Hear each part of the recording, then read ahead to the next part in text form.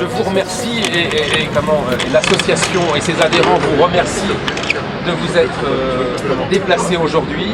Bon, effectivement, on a créé cette association il y a maintenant 4 semaines ou 5 semaines, j'ai oublié, ça a été très rapide, à l'initiative d'un de nos membres, et un des plus importants, c'est le trésorier, qui, en passant, comme il l'a dit plusieurs fois durant cette ville-là, a découvert qu'il y avait un permis de démolir, lié à un permis de construire évidemment. Et on s'est dit qu'il fallait qu'on arrête un petit peu les dégâts, parce qu'on se rend compte qu'il y a pas mal de bâtiments à Thonon qui se construisent sur des emplacements sur lesquels étaient auparavant des villas et des édifices, on va dire, intéressants. Et une fois de plus, on se rend compte qu'on est en train de perdre le peu de patrimoine qui nous reste. Quand il n'est pas abîmé, on nous l'enlève et on met à la place quelque chose qui sera peut-être du patrimoine dans 100 ans ou 150, mais j'en doute un peu quand même. Voilà. Alors, effectivement, nous sommes mobilisés, nous avons créé cette association. Maintenant, je pense qu'on doit être à la hauteur, on doit avoir à peu près, grâce à vous, environ 1250, peut-être même 1300 ce soir, signatures sur la pétition, ce qui semblerait à mon avis inquiéter un tout petit peu nos édiles.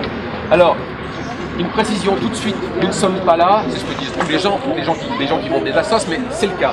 Nous ne sommes pas là pour faire de la politique, même si en final, faire de la politique, c'est s'occuper de sa ville.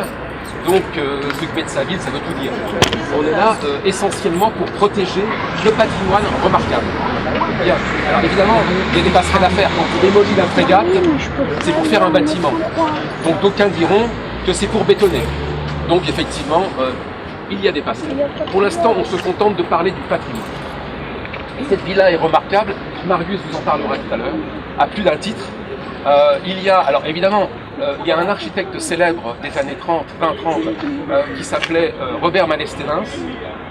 C'est un profil intéressant parce qu'il a eu pas mal d'activités et il a fait pas mal d'architecture et aussi des décors de cinéma. Quelqu'un d'intéressant au même titre que Le Corbusier ou d'autres. On a la chance d'avoir cette maison qui n'est pas de Malesténins, qui est de Félix Roy, mais qui est dans le style Malesténins. Et il n'y en a pas deux à Thonon. Peut-être un tout petit peu du côté de Moina.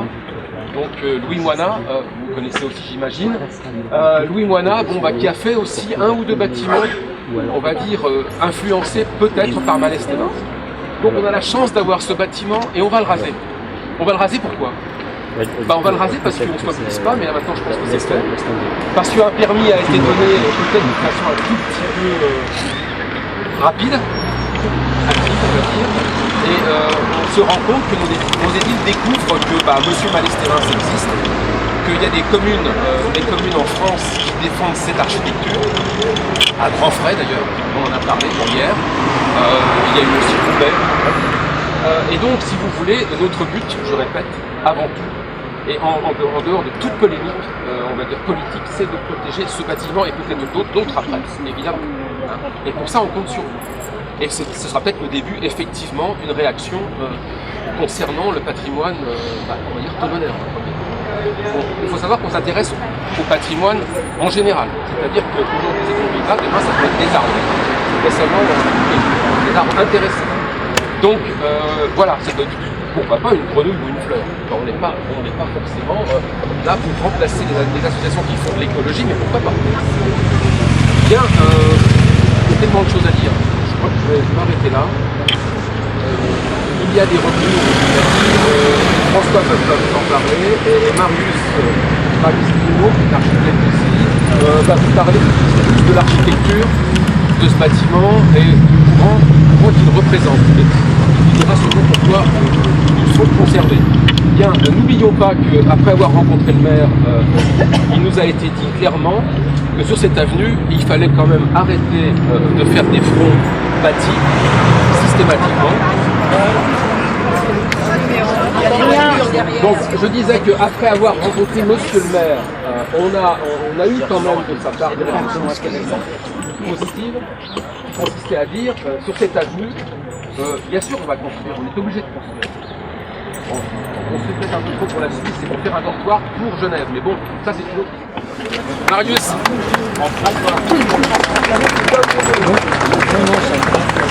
Merci, je vais essayer de parler. parler comme ça pour je vais juste évoquer 3 éléments. Alors le premier, c'est le lieu. On est sur l'ancienne avenue de Genève. En 1933, il n'y avait que des champs ici. Il n'y avait pas de construction comme vous pouvez le voir autour de vous. La frégate était une figure de proue dans l'entrée de Thonon. C'était un élément très visible. Donc il ressort, en fait, pour la mémoire toulonnaise, c'est une figure. Ça, c'est le premier élément. Le deuxième, c'était pas juste une maison, c'était un atelier d'architecte et une maison. Donc c'était un lieu où étaient conçus des projets, il y avait un espace de conception et de création. Et le troisième élément, c'est son architecture. Regardez autour de vous voyez beaucoup de structures à 2 pans, de toitures à 2 pans. Celle-ci, elle est toit plate, toit terrasse, avec un solarium au-dessus. Il y a une innovation architecturale en 1933 qui est très rare dans le paysage architectural toulonnais, même du Chablais. C'est un élément remarquable parce qu'elle a une narration, elle reprend les codes de l'architecture navale. On voit un hublot, au-dessus c'est une vigie qui pouvait à l'époque voir le lac, voir la direction d'Antilly-Marplat. Il y a une fenêtre, contrairement aux autres, elles n'ont pas de volets. Elles avaient déjà à l'époque des volets roulants. Il y avait une innovation dans son architecture, en plus de ses courbures. C'est quelque chose qui est très intéressant juste dans le paysage local. Et le 4e point, c'est définir un nouveau programme. Réfléchir à quel est le besoin à Thonon aujourd'hui pour pouvoir anticiper l'avenir. Aujourd'hui, on construit des immeubles, on construit des logements, mais on construit peu des équipements, et les équipements mettent beaucoup de temps à se faire. Il faut réfléchir à la place des véhicules, à la mobilité, à qui va résider ici, est-ce que c'est les travailleurs, les personnes âgées, les enfants. Il y a une multitude de choses à prendre en compte dans l'urbanisme. Et là, le but aussi de l'association, c'est de réfléchir, de porter des débats et que les gens puissent réagir et intervenir dessus. C'est pour ça qu'on est une structure libre, il n'y a pas d'ambition politique de notre association. C'est juste amener un débat constructif et auprès de tous les citoyens toulonnais. Merci. Leur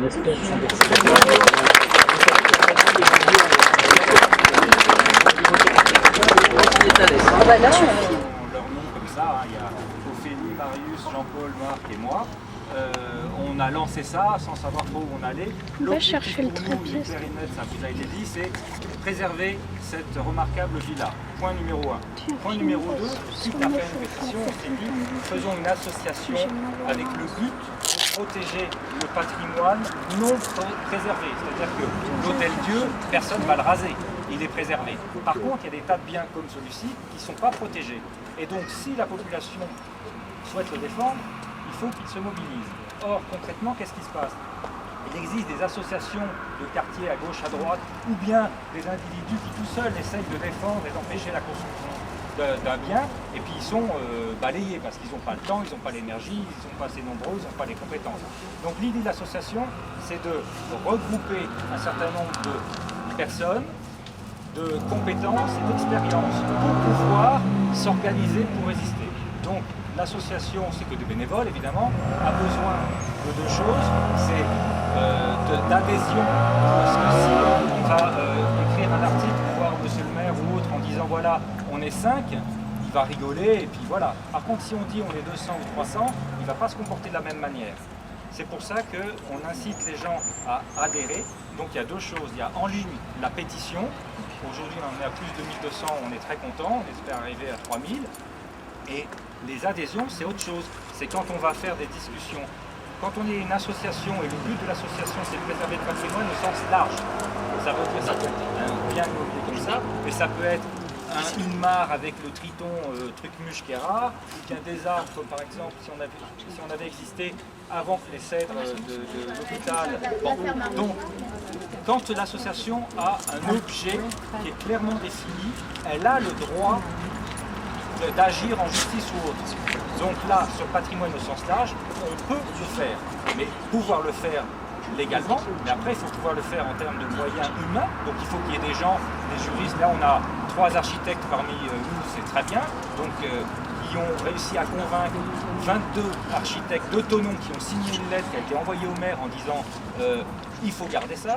On est en train d'agir avec d'autres associations au niveau régional et national pour être aidés, et on a bon espoir, il faut toucher du bois, que ce soit préservé, que voilà. Mais plus on est nombreux, plus ça fera du bruit. Donc ce que je vous demande, ceux qui n'ont pas adhéré, c'est d'adhérer, donc je prends les adhésions ici, de signer en ligne la pétition, donc c'est 2 choses différentes, signer en ligne la pétition et adhérer, et puis en parler autour de vous pour qu'on soit le plus nombreux possible et qu'on sauve ça, et que ce soit le début d'autres. Parce qu'on a déjà reçu des mails de gens qui disaient on n'a pas, il y a tel endroit, on aimerait préserver, et voilà, donc on veut, et on ne va pas tout faire, hein, on va essayer de fédérer les forces. Voilà. Qu'on vive dans la nature le plus possible, même en ville, comme ça se fait beaucoup maintenant, où on fait des jardins, même devant les HLM, et ici il n'y a rien du tout, absolument rien. Alors là, ici, il y a un beau terrain, il y a une maison qui est ancienne, qui date d'un procédé de 1925, c'est une maison isotherme, il faut la garder, il faut la garder, et qu'est-ce que je peux dire de plus? Que je suis contente qu'il y a eu beaucoup de monde qui sont venus pour toutes d'autres raisons qui sont quoi? Le local, vous êtes allé regarder le plaisir de voir de la verdure. Il faut qu'on vive dans la nature. Avez-vous déjà adhéré à la fédération? Bien sûr, bien sûr. C'est Vachek. Alors, moi, j'ai une courrier. Je lui ai envoyé même. D'accord. Bien. Alors, t'es contente? Tu peux peut-être demander à quelqu'un d'autre aussi, hein? D'accord. Au revoir. Merci. Que pensez-vous de cette association? Quand il y aura une animation. Eh ben, c'est super en fait d'avoir créé une association pour protéger le patrimoine de Thonon et du Chablais. D'accord. Est-ce que vous avez déjà adhéré ou vous allez adhérer à l'association? J'ai déjà adhéré. Et toi? Oui. Oui, on a tous les deux déjà adhéré. D'accord. D'accord. J'ai pas d'idée de question, maman. Des idées pour un projet pour la frégate, pour un avenir à la frégate. Ah oui, alors un avenir de la frégate, moi je verrais bien une crèche dans la frégate puisqu'il n'y a pas assez de crèches. Et puis c'est une jolie maison, elle est accueillante. On pourrait faire un petit musée aussi. Moi aussi j'ai pensé à un toutes les musée. belles maisons de Thonon, le patrimoine. J'ai aussi pensé à un musée. D'accord. Merci. Merci à toi. Bonjour. Bonjour. Alors, que pensez-vous de cette association dont vous faites partie? Alors, moi, j'en pense que du bien. Je pense que si elle se fait, c'est qu'il y a une nécessité, il y a un besoin de s'intéresser, de médiatiser en fait l'architecture du Chablais. Alors pas que de Thonon, mais de tout le territoire du Chablais. D'accord. Quel avenir envisagez-vous pour cette maison, Alors cette moi, villa? j'ai pas un choix à proprement dit. Je pense qu'il faut donner la liberté à chacun en fait de proposer et parce qu'il n'y a pas qu'un choix possible, il y a plusieurs choix qui sont envisageables. Il faut étudier, il faut analyser, comparer en fait en fonction des espaces du bâtiment. En fait, on pourrait faire plusieurs choses. D'accord. Vous avez adhéré? Tout à fait. Ah oui. Et faisant partie de l'association, j'ai adhéré. Ouais. D'accord. Merci. Merci à vous. L'association. Je trouve que c'est une bonne initiative Vous êtes le... de la part de citoyens qui ont envie de s'impliquer dans la vie et d'essayer de faire en sorte qu'ils aient un environnement dans lequel c'est agréable de vivre. D'accord. Vous avez adhéré? J'ai adhéré, oui. Et vous recevez les adhésions. Vous êtes le trésorier. Exactement, je suis le trésorier et j'ai enregistré les adhésions ce matin. Tout à fait. Quel avenir envisagez-vous pour la frégate? Ah bah, j'espère qu'elle va être préservée et qu'elle servira comment ça s'appelle, de faire un point intéressant pour tous les Toulonnais, un musée, un jardin public, quelque chose de bien et sympathique pour tout le monde. D'accord, merci. Merci bien, au revoir. Vous êtes fier de l'association? Si je suis fier de l'association, alors ça c'est sûr que je suis fier de l'association. Parce que, comme vous avez pu le remarquer, il y a eu beaucoup de monde pour cette réunion entre amis pour défendre la frégate. Et sincèrement, je pense que mes amis et moi, on ne s'attendait pas du tout à avoir autant de monde. Et ce qu'il y a de bien, c'est que... Au revoir madame. Et c'est que tous ces gens qui sont venus aujourd'hui, ils viennent de différents horizons politiques, différents horizons sociaux, tout ça. Et ça veut dire que j'ai l'impression que la population de Thonon et du Chablais commence à se sentir concernée par le problème du patrimoine. Voilà, tout simplement. Est-ce que vous avez adhéré? Si j'ai adhéré, oui, ça j'ai bien été obligé, hein, parce que je suis le président de l'association. Ouais. Et puis ce qui s'est passé, c'est attention, bouge pas. Quel avenir envisagez-vous pour le futur de la frégate? Bonne question. Alors, nous envisageons tout simplement de continuer, mais il ne faut pas trop se disperser. Il va falloir d'abord qu'effectivement on arrive à faire en sorte que la frégate reste debout, reste à flot, et puis peut-être qu'après, sûrement qu'après, on essaiera de voir s'il n'y a pas d'autres éléments patrimoniaux, c'est pas forcément du bâtiment d'ailleurs, hein, on l'a déjà dit, s'il n'y a pas d'autres choses à défendre de façon urgente, parce que faut rappeler une chose, c'est que la frégate elle peut être démolie maintenant presque à tout moment. Et donc on va chercher d'autres projets, mais d'ailleurs aujourd'hui on a rencontré des gens qui nous ont proposé pas mal de projets, donc on va voir après avec les membres de l'association ce qu'on doit faire. D'accord. Merci. Merci monsieur. Au revoir. Au revoir.